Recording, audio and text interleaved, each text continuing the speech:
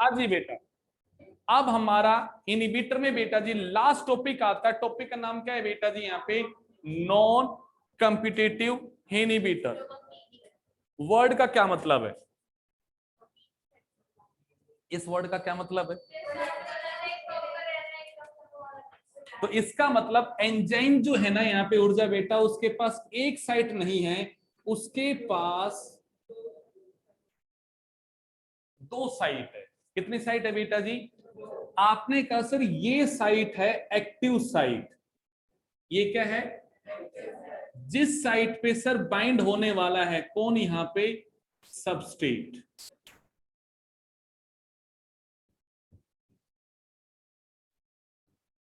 यहां पे कौन बाइंड होने वाला है बेटा? अब सर दूसरी जो साइट है,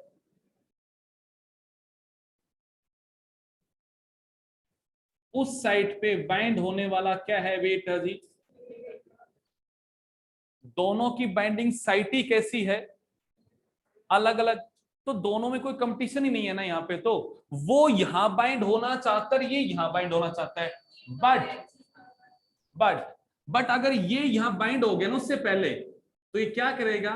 इसकी बाइंडिंग की वजह से एंजाइम का स्ट्रक्चर क्या हो जाएगा? चेंज हो जाएगा। और ये एक्टिव साइट अगर चेंज हो गई तो ये सबस्ट्रेट इससे बाइंड यहाँ पे नहीं कर पाएगा। डायग्राम बना के समझ के देखते हैं। आपने कहा सर यहाँ पे ये सबस्ट्रेट है और ये क्या है? यहाँ पे इनहिबिटर है। लेट अस सपोज यहाँ पे क्या बन गया? एक मिनट बनाना जुड़ाएगा फिर देखना आप क्या चेंज हुआ। ये इनहिबिटर इससे क्या हो गया बेटा? बाइंड हो गया। तो अब देखो गुड़िया यहां पे क्या हुआ? यहां पे पहले बेटा बाइंड हो गया क्या? यहां पे आपका इनहिबिटर, और इसकी बाइंडिंग की वजह से प्रोटीन का तो टर्सरी स्ट्रक्चर है ना बेटा यहाँ पे, और सर उस बाइंडिंग की वजह से प्रोटीन्स की पोजीशन में क्या आ गया? यहाँ पे चेंज आ गया। उस चेंज की वजह से यहाँ पे जो एक्चुअल एक्टिव साइट थी उसकी शेप क्या हो गई? यहाँ पे चेंज हो गई। हाँ जी। नहीं नहीं, ये अभी देखो गुड़े, जब ये यहाँ एम्बेडेड होगा तो ये इसके स्ट्रक्चर में क्या चूज करता है? चेंज करता है। ऐसा नहीं होता है कि एक्यूरेटली दोनों एक जैसे होते हैं गुड़िया, ये मिलते जुलते चीजें होती है। पर जब सबस्ट्रेट इससे जाके बाइंड करता है अपनी साइड पे, तो उसकी वजह से एंजाइम में क्या आते हैं? चेंज आते हैं गुड़िया। और उसके सारे सारे जो रिएक्टिव ग्रुप हैं वो एक्सपोज होते हैं यहाँ पे, ताकि वो सबस्ट्रेट के बेटा जी बॉन्ड्स को तोड़ सके यहाँ पे। बट जब अगर ये बाइंड हो गया यहाँ पे, तो इसने इसकी कंफर्मेशन क्या कर दी गुड़िया? चेंज कर दी। उसकी वजह से अब ये देखेगा उसका शेप क्या हो गया? यहाँ पे चेंज हो गया। और ये शेप चेंज हो गया तब सबस्ट्रेट यहाँ पे बाइंड नहीं कर पाएगा। ये अगर बाइंड नहीं कर पाएगा तो इनहिबिटर ने इस एंजाइम को क्या कर दिया? बट उसने इस साइट को तो ब्लॉक नहीं किया ना, साइट तो उसने फ्री छोड़ रखी है कि कर लो अगर बाइंड कर सको तो। बट उसने इस साइट को ही क्या कर दिया? बदल दिया। हाँ देखो, अगर ऐसा हो गया कि ये यहाँ बाइंड कर गया तो ये इसे इनहिबिट नहीं कर पाएगा यहाँ पे। बट बात हो रही है कि सोचिएगा एक बार, यहाँ पे एक सॉल्यूशन के अंदर बात हो रही है दो अलग अलग चीजों की। यहाँ पे आप एक को बढ़ाना चाहते हो और एक दूसरे यहाँ पे कम भी है, पर जब दोनों की कंसंट्रेशन अलग अलग है यहाँ पे, तो दोनों की साइट भी तो कैसे यहाँ पे बंधने के अलग अलग है ना। और अगर वो उससे बंध गया, मतलब एक बात सोच कर देखो गुड़िया, एंजाइम की ये साइट एफिनिटी शो करती है इसके लिए और ये एफिनिटी शो करती है इसके लिए। दोनों की एफिनिटी अलग अलग है दोनों के लिए बेटा जी यहाँ पे। अब आप इसको अगर बहुत ज्यादा बढ़ा भी दोगे तो भी क्या फर्क पड़ता है? यहाँ ये तो अलग है ना। मतलब सोच के देखो भैया जी, आपके घर में मतलब आपके मॉम डैड के अब दो भाई बहन है, और आपके ताऊ जी के 4 बच्चे पैदा हो गए, तो उसके 8 भी पैदा हो जाएंगे, तो आपके प्यार पे क्या फर्क पड़ना है भाई? आप ये कह रहे हो कि आपके घर में आप भाई बहन हो, तो आपके भाई बहन से आपके मॉम डैड प्यार करते हैं। पड़ोसी के अगर 10 बच्चे से 15 बच्चे भी हो जाए तो आपको क्या फर्क पड़ना है भाई? उनके घर में कितने बच्चे हो, उनका आपके मॉम डैड के प्यार से तो कोई मतलब नहीं पड़ने वाला ना बेटा जी, क्योंकि उनकी एफिनिटी अलग और आपकी एफिनिटी, दोनों चीज ही अलग अलग जगह बाइंड होने वाली है बेटा जी। यहाँ पे इनहिबिटर के लिए अलग जगह बाइंड होने के लिए, सबस्ट्रेट के लिए यहाँ पे अलग है। तो ना तो दोनों में कोई कंपटीशन है, और दोनों की अपनी बाइंडिंग जो एफिनिटी वो भी क्या है यहाँ पे? अलग अलग है यहाँ पे। अब अगर ये बाइंड होता है तो ये इसे कुछ नहीं कहता, ये बाइंड होकर इस एंजाइम में क्या कोज करता है? Conformational change. क्या कोज करता है बेटा? मतलब स्ट्रक्चरल चेंज। मतलब उस चेंज की वजह से क्या हो रहा है वंशी का बेटा? ये शेप चेंज हो रही है। Now substrate is not able to get, क्या लगता है यहां पे कभी वीमेक्स अचीव होगी?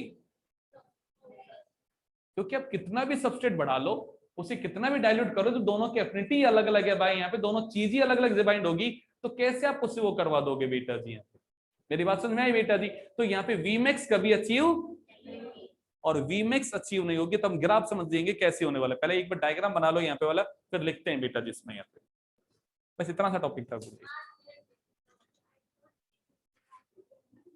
लिखो लिखो बेटा।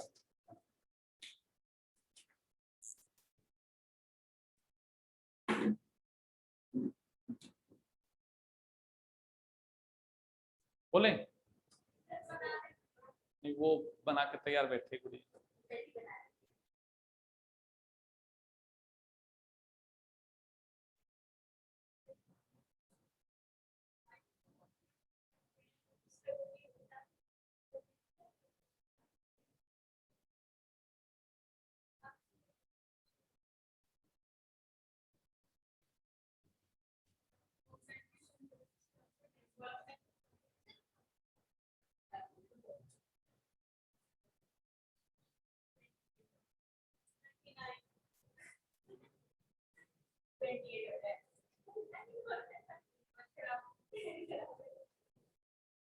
बोले भाई, देखो मेरे भाई, in this substrate and inhibitor are dissimilar in morphology, dissimilar in morphology, and bind to the different site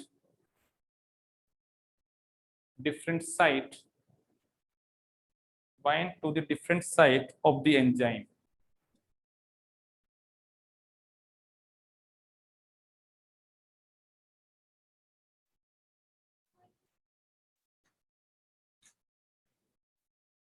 हो गया बेटा जी? अगला पॉइंट लिखो, binding of the inhibitor, binding of the inhibitor cause conformational change,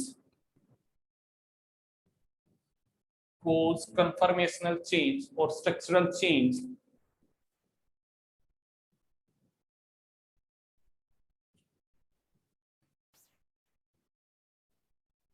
in enzyme structure, cause structural change in enzyme,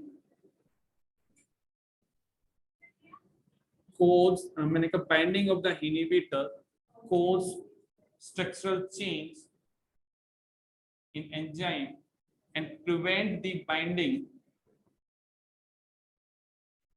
and prevent the binding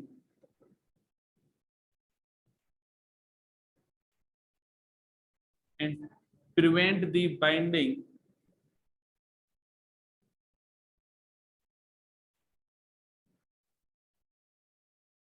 and prevent the binding of substrate at active site.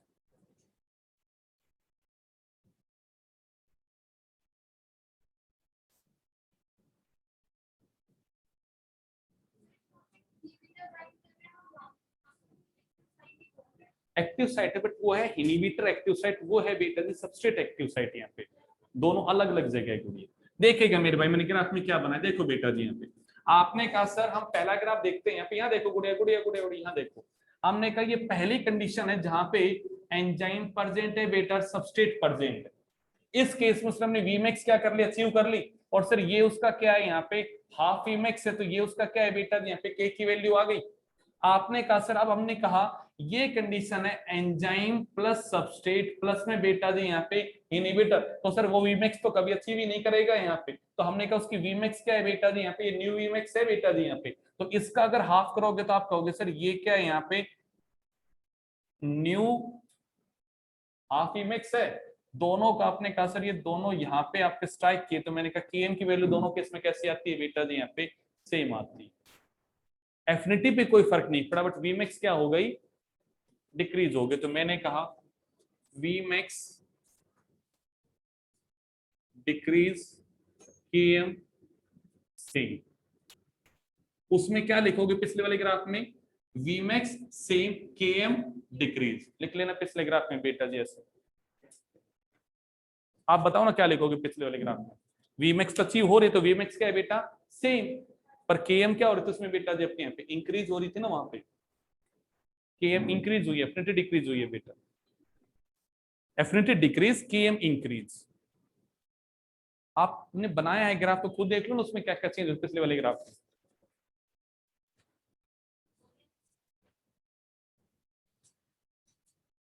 यहाँ पे हमसे पता है question क्या पूछा जाएगा, गुड़िया question को सुनना आप जरा यहाँ पे, कि अगर कोई नॉन कॉम्पिटिटिव इनहिबिटर है तो उस केस में वीमेक्स पे क्या फर्क पड़ेगा या इन पे केएम पे क्या फर्क पड़ेगा। तो ये हमसे सिंपल सिंपल क्वेश्चन पूछे जाएंगे, तो हमें याद रखना है कहाँ पे वीमेक्स अफेक्ट होगी, कहाँ पे केएम होगी, कहाँ पे एफिनिटी अफेक्ट होगी। तो या तो केएम पूछेगा या फिर एफिनिटी पूछेगा या फिर वीमेक्स पूछेगा। तो इन टर्म्स पे वो हमसे क्वेश्चन पूछने वाला है यहाँ पे इनहिबिशन के ऊपर।